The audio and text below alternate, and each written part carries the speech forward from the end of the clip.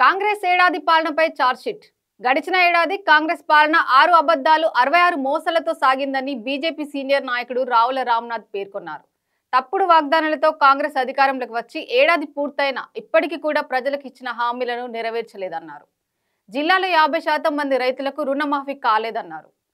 ఏటా రైతు భరోసా కింద రైతులు, కౌలు రైతులకు ఎకరాకు ఇస్తామన్న 15,000 ఇప్పటికి ఇవ్వలేదన్నారు. మహాలక్ష్మి పథకం ద్వారా మహిళలకు ప్రతి నెల 2,500 ఆర్థిక సాయం ఇస్తామన్న హామీ ఏమైందని ప్రశ్నించారు. ఇల్లు లేని నిరుపేదలకు తొలి దశలో ఇందిరమ్మ ఇల్లు మంజూరుతో పాటు 5 లక్షల ఆర్థిక సహాయం చేస్తామని ఇంతవరకు చేయలేదన్నారు. రేవంత్ది 2 నాలుకల ధోరణి అని బీఆర్ఎస్ నేత మాజీ మంత్రి హరీష్ రావు ధ్వజమెత్తారు. హైదరాబాద్ లో అభివృద్ధి కార్యక్రమాలకు శ్రీకారం చుట్టనున్న సీఎం. పుష్ప 2 టికెట్ల రేట్ల పెంపుపై తెలంగాణ హైకోర్టులో పిటిషన్. అధిక మొత్తం టికెట్ ఛార్జింగ్ వసూలు చేయడాన్ని అడ్డుకోవాలని పిటిషన్ పెట్టారు.